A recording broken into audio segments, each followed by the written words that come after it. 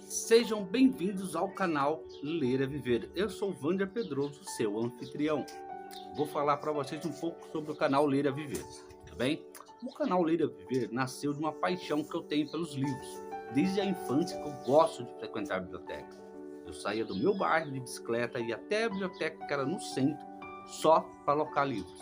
Gente, eu sou da época que você ia lá, fazia a fichinha, entregava para a mulher, pegava o livro, ela anotava na fichinha e pagava a multa quando atrasasse. Enfim, essa paixão cresceu e hoje eu criei o canal Ler a Viver para que eu possa compartilhar com vocês esses momentos tão prazerosos que é o da leitura, né?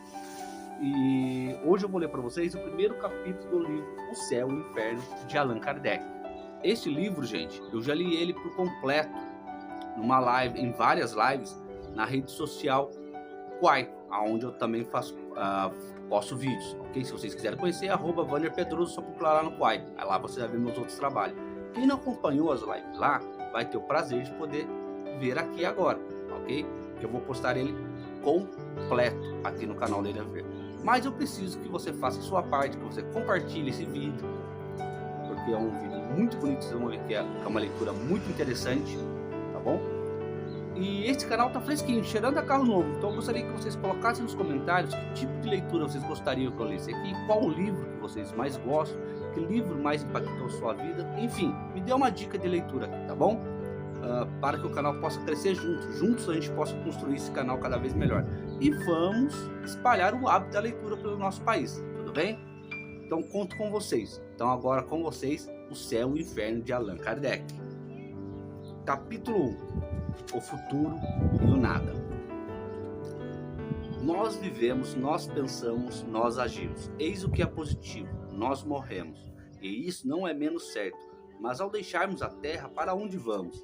Em que nos tornamos? Seremos nós melhores ou piores? Seremos ainda nós mesmos ou não seremos? Ser ou não ser? Tal é a alternativa. Ser para todo sempre ou nunca mais ser? Tudo ou nada? Ou viveremos eternamente, ou tudo se acabará sem volta. Vale muito a pena pensar nisso. Às vezes eu dou uma parada, gente, porque eu leio ao ar livre e tem muito som de moto e carro passando. Todo homem experimenta a necessidade de viver, de gozar, de amar, de ser feliz. Dizer àquele que sabe que vai morrer, que ele ainda viverá, que sua hora foi adiada, dizer-lhe sobretudo que ele será mais feliz do que já foi e o seu coração palpitará de alegria. Mas a que serviriam essas aspirações de felicidade se um sopro pode fazê-las desvanecer? Deus, cuja bondade se revela por uma solicitude tão constante, mesmo para o menor dos insetos poderá ele ter lançado na terra sua criatura predileta, unicamente para fazê-la sofrer, sem esperança de compensação, sem mesmo dar-lhe às vezes o tempo de gozar, ainda que algumas horas? Não seria crueldade ter-lhe dado desejo que ele jamais deveria realizar? Uma barbárie tê-lo feito nascer para a dor, para lançá-lo a seguir no nada? Haveria algo mais desesperador do que essa ideia de destruição absoluta, aflições santas, inteligência, progresso, saber laboriosamente adquirido? Tudo seria destruído, tudo seria perdido. Ou seria a necessidade de se esforçar para tornar-se melhor, de que se constranger para reprimir suas paixões, de se fatigar para aprimorar o espírito, se daí não se deve colher nenhum fruto. Sobretudo com essa ideia de que amanhã talvez tudo isso não nos servirá para mais nada. Se fosse assim, a sorte do homem seria 100 vezes pior do que a do animal, e que vive totalmente no presente na satisfação de seus apetites materiais, sem aspiração quanto ao futuro. Uma secreta intuição diz que isso não é possível. Pela crença no nada, o homem concentra forçosamente seu pensamento na vida presente. Com efeito, não seria lógico se preocupar com o futuro, que não se espera. Essa preocupação exclusiva com o presente o leva a pensar em si mesmo antes de tudo. É, portanto, o mais poderoso estimulante do egoísmo e o incrédulo. É consequente consigo mesmo quando chega a esta conclusão: gozemos enquanto vivemos, gozemos o mais possível, já que depois da morte estará tudo acabado. Gozemos logo, porque não sabemos quanto tempo isso vai durar. E também quando chega a outra conclusão, bastante grave para a sociedade: gozemos, não importa a custa de quem, cada um por si. A felicidade nesse mundo cabe ao mais esperto. Esse pedaço ele é bem bem incisivo, né? Bem pesado. Se o respeito humano consegue deter alguns, que freio poderia segurar aquele que nada teme? Dizem que a lei humana só atinge a tolos e por isso aplicam todo o seu gênio para descobrir maneiras de fugir dela.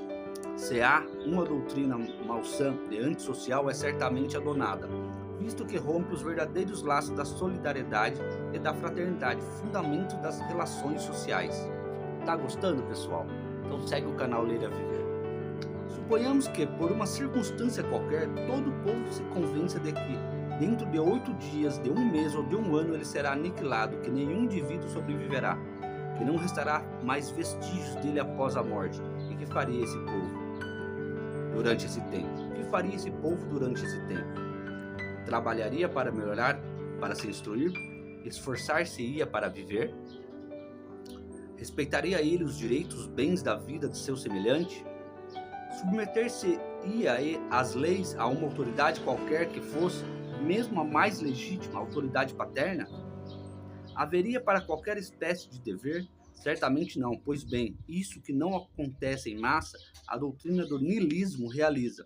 Isoladamente a cada dia, se as consequências não são tão desastrosas quanto poderiam ser, é primeiramente porque na maior parte dos incrédulos há mais fanfarrice do que verdadeira incredulidade, mais dúvida do que convicção, e porque eles têm mais medo do nada do que gostariam de transparecer. O epiteto do espírito forte lisonjeia seu amor próprio. Em segundo lugar, os incrédulos absolutos são uma ínfima minoria. Eles sofrem, contra gosto, a pressão da opinião contrária e são contidos por uma força material. Mas se a incredulidade absoluta chegar um dia a ser opinião da maioria, a sociedade estará em dissolução. É isso que leva à propagação da doutrina do niilismo. Vocês estão conseguindo compreender? Se tiver alguma dúvida, vocês põem nos comentários, tá bom? Terei o maior prazer em responder para vocês. Dentro do que eu conheço. Pode ser que eu fale uma enorme besteira para vocês. Sejam quais forem as consequências, se o niilismo fosse uma doutrina verdadeira, teríamos que aceitá-la. E não seriam nem os sistemas contrários, nem a ideia do mal que ela pudesse produzir que fariam que ela não o fosse. Ora, se não pode negar que o ceticismo, a dúvida, a indiferença ganham terreno a cada dia, a despeito dos esforços da religião, isto é fato. Se a religião é impotente perante a credulidade, é porque falta a esta qualquer coisa para combatê-la, de tal modo que se ela permanecesse na imobilidade, em um dado tempo ela seria certamente superada. Ou que lhe falta neste século de positivismo, em que se quer compreender antes de crer, ela é a sanção de suas doutrinas por fatos positivos. É também a concordância de certas doutrinas com os dados positivos da ciência. Se ela diz branco e os fatos dizem negro, será necessário optar entre a evidência e a fé cega. Bonito, né? É neste estado das coisas que o espiritismo vem opor um dique à invasão da incredulidade, servindo-se não somente da razão e da perspectiva dos perigos a que ela arrasta, mas de fatos materiais ao permitir que se toque com o dedo e com os olhos a alma e a vida futura. Cada um é livre, sem dúvida, no tocante à crença, podendo crer em alguma coisa ou não crer em nada, mas os que procuram fazer prevalecer no espírito das massas da juventude, sobretudo a negação do futuro, valendo-se de sua autoridade e da ascendência de sua posição, semeiam na sociedade os germes da confusão e da dissolução que incorre em grande responsabilidade. Há uma outra doutrina que se defende quando acusada de ser materialista, porque admite a existência de um princípio inteligente além da matéria. É a doutrina da absorção no todo universal. Segundo essa doutrina, cada indivíduo absorve ao nascer uma parcela desse princípio, que constitui na sua alma e lhe dá a vida, a inteligência e o sentimento. Com a morte, essa alma retorna ao elemento comum e se perde no infinito, como uma gota d'água no oceano.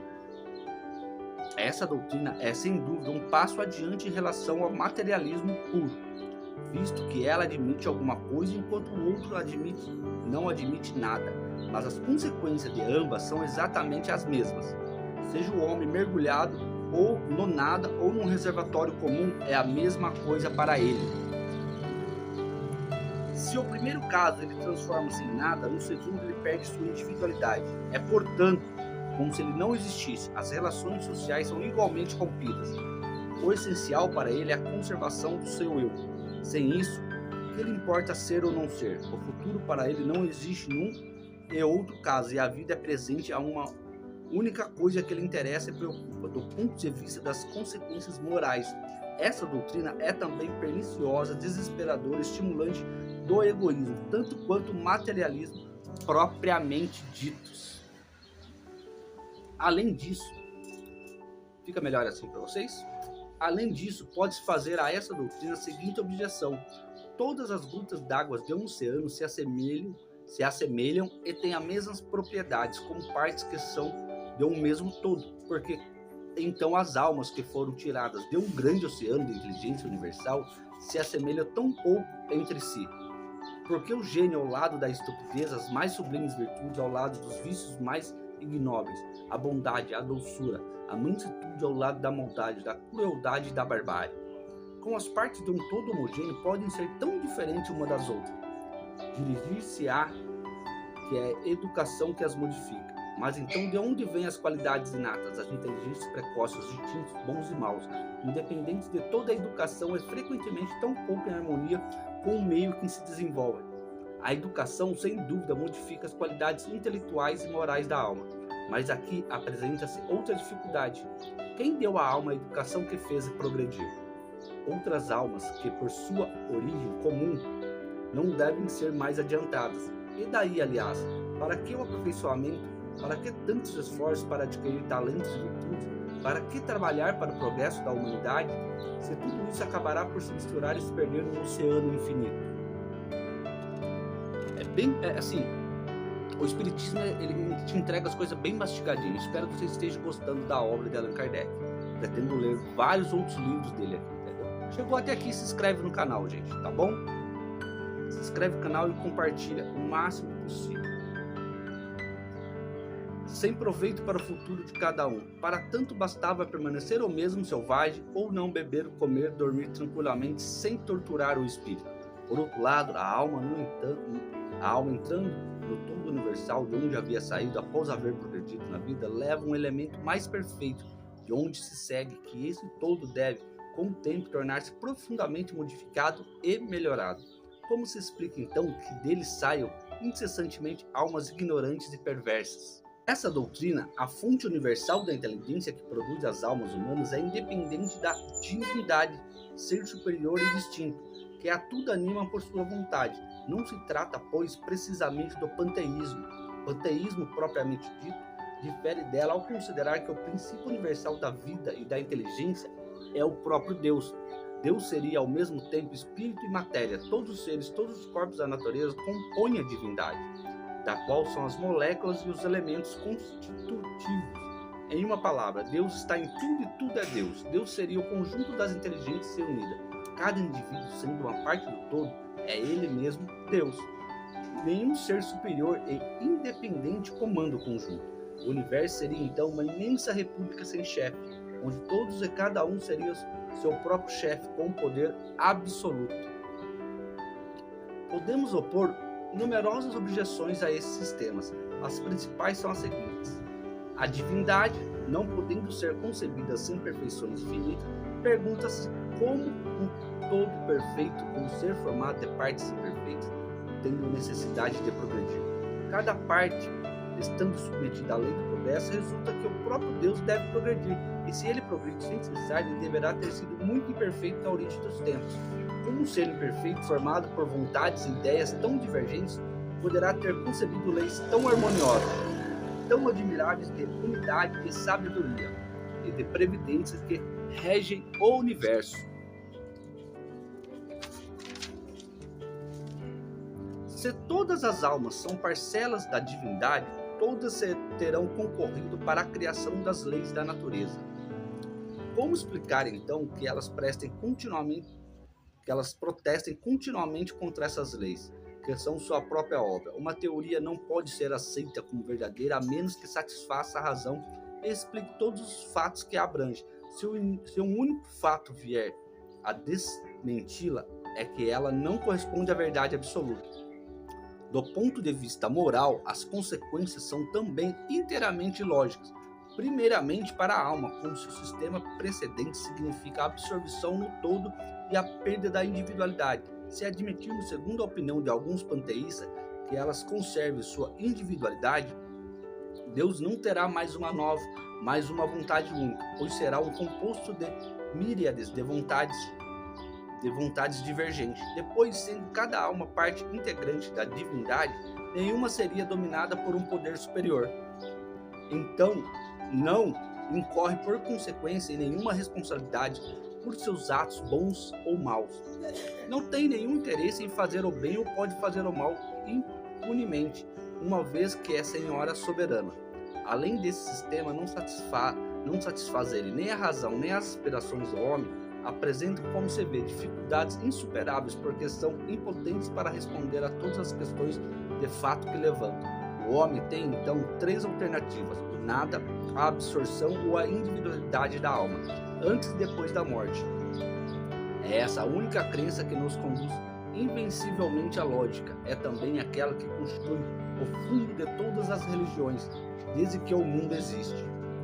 Se a lógica nos conduz à individualidade da alma, ela nos conduz igualmente a essa consequência, a de que a sorte de cada alma deve depender de suas qualidades pessoais, pois seria irracional admitir que a alma atrasada do selvagem e a do homem perverso estivesse no mesmo nível da alma do sábio e do homem de bem. Segundo a justiça, cada alma deve ser responsabilidade por seus atos. Mas para as almas sejam responsáveis, é preciso que elas sejam livres para escolher entre o bem e o mal. Sem o livre-arbítrio, o que há é fatalidade, e com a fatalidade a alma não poderia ter responsabilidade. Por isso você é responsável por tudo que acontece na tua vida, chama livre-arbítrio. Se fosse tudo fatalidade, você não seria responsável pelos seus atos. Todas as religiões admitiram igualmente o destino feliz ou infeliz das almas após a morte, ou seja, a da penas e gozos futuros, que se resume na doutrina do céu e do inferno, que encontramos em toda parte, mas os pontos que elas diferem essencialmente é quando a natureza dessas penas e desses gozos, e sobretudo quando as condições levar as almas a merecerem umas aos outros. Daí resultam os pontos de fé contraditórios, que deram surgimento aos diferentes cultos e deveres particulares, impostos por cada um para honrar a Deus e desse modo ganhar o céu e evitar o inferno. Todas as religiões deviam estar em sua origem de acordo com o grau de adiantamento moral e intelectual dos homens, esses ainda materiais demais para compreender as coisas puramente espirituais, fizeram com que a maior parte dos deveres religiosos consistisse na realização das práticas exteriores durante certo tempo. Essas práticas satisfazem a sua razão. Mais tarde, com o esclarecimento de seus espíritos, passaram a sentir o vazio deixado por essas práticas exteriores. E como a religião não mais os satisfazia, eles abandonaram a religião e tornaram-se filósofos. Se a religião apropriada no princípio aos conhecimentos limitados dos homens tivesse seguido o movimento progressivo do espírito humano, não haveria incrédulos, porque é da natureza do homem ter a necessidade de crer, e ele crerá se lhe for dado um alimento espiritual em harmonia com as necessidades intelectuais. Ele quer saber de onde vem e para onde vai. Se lhe apresenta um objetivo que não corresponde nem às suas aspirações, nem à ideia que ele faz de Deus, nem aos dados positivos que lhe fornece a ciência, se além disso lhe impõe para atingir a Deus condições que a sua razão considera inúteis, ele tudo rejeitará. O materialismo e o panteísmo lhe parecerão ainda mais racionais, porque neles se discute e se raciocina, embora raciocine falso. É verdade que ele preferirá raciocinar errado a ser impedido de fazê-lo. Mas, se ele for apresentado a um futuro dentro de condições lógicas, digno em todos os aspectos de grandeza, da justiça e da infinita bondade de Deus, ele abandonará o materialismo e o panteísmo, dos quais sente o vazio em seu próprio íntimo e que ele só tinha aceitado na falta de coisa melhor. Estão gostando até aqui, pessoal? Então se inscreva no canal, compartilhe o máximo possível, ok? O Espiritismo lhe oferece o melhor.